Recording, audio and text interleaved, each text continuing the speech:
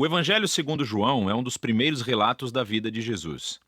E aprendemos no final do livro que vem de um dos seguidores mais próximos de Jesus, conhecido como o discípulo que Jesus amou.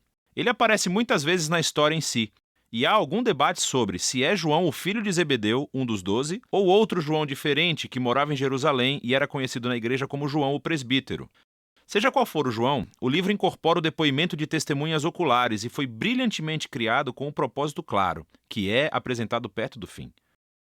João diz que a história foi escrita para que vocês creiam que Jesus é o Messias, o Filho de Deus, e para que, crendo, tenham vida em seu nome.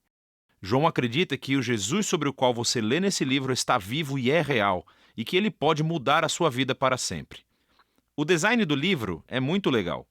A primeira metade começa com um poema e um conto, que é seguido por um grande bloco de histórias sobre Jesus realizando sinais milagrosos que causam um aumento gradual de controvérsia. E tudo isso culmina no seu maior sinal, a ressurreição de Lázaro, que cria a maior controvérsia, quando os líderes de Israel decidem matar Jesus. E isso inicia a segunda parte do livro. Esses capítulos se concentram na última noite e nas últimas palavras de Jesus a seus discípulos, que são seguidas por sua prisão, julgamento, morte e ressurreição. O livro conclui com um epílogo. Neste vídeo, vamos nos concentrar na primeira metade. Então, o livro começa com uma introdução de duas partes. Primeiro, um poema que começa, no princípio, a palavra já existia. Uma referência óbvia a Gênesis 1, quando Deus criou tudo com a sua palavra. Agora, as palavras de uma pessoa são diferentes dessa pessoa, mas também são a personificação da mente e da vontade dela. Assim, João diz que a palavra de Deus estava com Deus, o que é distinto. E ainda assim, a palavra era Deus, e isso é divino.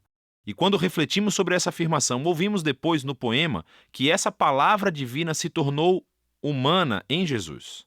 Então João parte das histórias do Êxodo, afirmando que Jesus era o tabernáculo de Deus no nosso meio.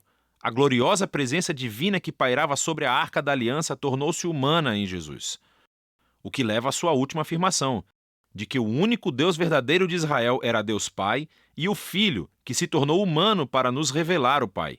Agora, ao considerarmos essas afirmações, começamos a ouvir uma história sobre como João Batista conheceu Jesus pela primeira vez e levou outras pessoas a o conhecerem e a se tornarem seus discípulos.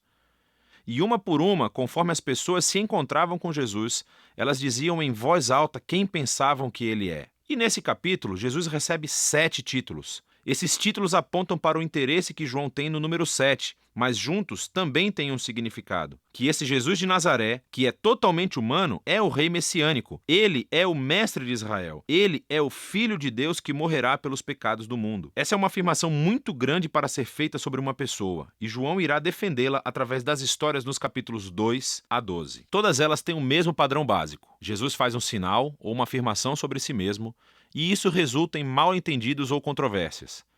E assim, no final de cada história, as pessoas são forçadas a decidir quem elas pensam que Jesus é. A primeira sessão mostra Jesus encontrando 4 instituições judaicas clássicas. E em cada encontro, Jesus mostra que ele é a personificação dessa instituição. Então, Jesus está numa festa de casamento e o vinho acaba. E Jesus transforma esses enormes jarros de água, algo como 455 litros no total, no melhor vinho de sempre. E o garçom diz ao noivo: "Você deixou o melhor vinho para o final", o que de fato é verdade. Mas João considera esse milagre o primeiro sinal de Jesus. Em outras palavras, é um símbolo que revela algo sobre Jesus. Assim como Isaías disse que o reino messiânico seria como uma grande festa, com ótimo vinho, este primeiro sinal milagroso revela a generosidade do reino de Jesus. Em seguida, Jesus vai ao Templo de Jerusalém, o lugar onde o céu e a terra deveriam se unir e Deus se encontraria com seu povo. Jesus afirma sua autoridade sobre o templo, acabando com os vendedores e interrompendo as ofertas de sacrifício. E quando os líderes do templo o ameaçam, ele diz: "Destruam esse templo, e eu o erguerei novamente em 3 dias. Jesus afirma que sua morte sacrificial será o lugar onde o céu e a terra realmente se encontrarão. O seu corpo que será morto é a personificação do templo. Jesus, então, conversa a noite inteira com um rabino chamado Nicodemos, que pensa que Jesus é como ele, outro rabino e mestre de Israel. Mas Jesus diz que Israel precisa de muito mais do que apenas outro mestre com novas informações. Israel precisa de um novo coração e de uma nova vida. Ou, em suas palavras, ninguém pode experimentar o reino de Deus sem nascer de novo. Jesus acredita que os seres humanos estão presos a uma teia de egoísmo e pecado que levam à morte, mas também sabe que Deus ama este mundo e é por isso que ele está aqui, para oferecer às pessoas um novo nascimento, uma nova chance de vida. A partir daqui, Jesus viaja para o norte e ele acaba em um poço sagrado conversando com uma samaritana, isto é, uma mulher não judia. E eles começam a falar sobre a água que Jesus transforma em uma metáfora para si mesmo. Ele diz que ele está aqui para trazer água que pode se tornar em uma fonte de vida eterna. Agora, em João, esse termo se refere a uma nova qualidade de vida, que é infundida com o amor eterno de Deus. E é uma vida que pode começar agora e perdurar no futuro. Depois disso, João criou outra coleção de histórias que ocorreram durante 4 dias de banquetes sagrados judaicos.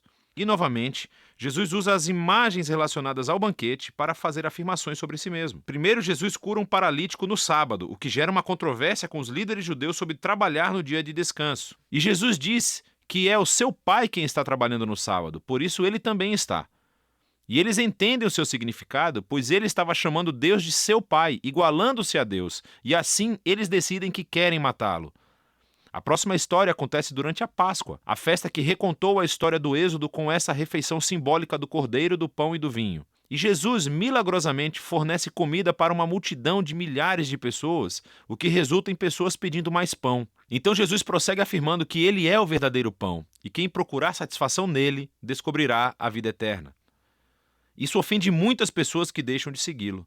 Depois disso, vem um bloco de histórias que acontecem em Jerusalém durante a festa dos tabernáculos, que recontam histórias das peregrinações de Israel no deserto, quando Deus os guiou com uma coluna de nuvem e depois fogo e lhes deu água no deserto. E Jesus se levanta no pátio do templo e grita: "Se alguém tem sede, venha a mim e beba." E mais tarde ele diz: "Eu sou a luz do mundo." Ele está afirmando ser a presença iluminadora de Deus e o presente de salvação de Deus para o seu povo. Algumas pessoas acreditam e o seguem, mas outras se ofendem, e outras ainda tentam matá-lo por essas afirmações exaltadas. A história final da festa é durante o Hanukkah, a festa da dedicação. É sobre como Judas Macabeu limpou o templo dos ídolos e o tornou sagrado mais uma vez. E Jesus entra na área do templo e diz que ele é aquele quem Deus tornou santo, e que ele é o verdadeiro templo onde a presença de Deus habita. E ele também diz: "Eu e o Pai somos um." Isso deixa os líderes de Jerusalém furiosos. Eles criam um plano para matar Jesus e então ele se retira da cidade. Enfim, todos esses conflitos culminam em um último sinal milagroso. Jesus descobre que seu querido amigo Lázaro está doente, mas a sua família mora perto de Jerusalém, que agora é uma armadilha mortal para Jesus. Jesus poderia ficar longe e salvar a sua própria vida, mas ele ama Lázaro. Então, quando ele ouve que Lázaro morreu, ele segue viagem para levantá-lo dos mortos. E ele o chama para a vida fora do túmulo, sabendo que isso lhe custará a sua própria vida. E a notícia desse sinal incrível se espalha rapidamente, é claro. Assim como Jesus sabia que aconteceria, os líderes de Jerusalém descobrem o que aconteceu e começam a conspirar para matá-lo. Então ele vai para Jerusalém como o rei de Israel que foi rejeitado pelos seus líderes. A primeira metade de João chega ao fim com a história sobre como Jesus sacrificou sua vida com um ato de amor pelo seu amigo. E isso, claro, também é um sinal que resultará na crucificação que será explorada com mais detalhes no próximo vídeo. Mas por enquanto, essa é a primeira metade do Evangelho de João.